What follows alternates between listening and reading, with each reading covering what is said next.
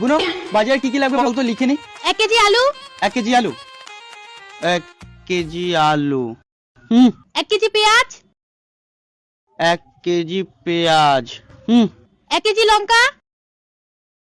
1 KG লঙ্কা, 1 KG রসুন, 1 KG রসুন,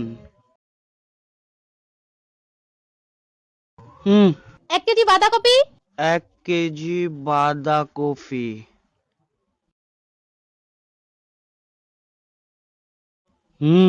1 KG বেগুন, 1 কেজি বেগুন,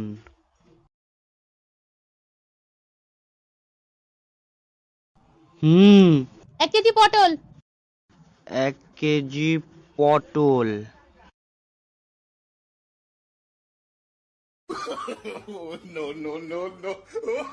আরে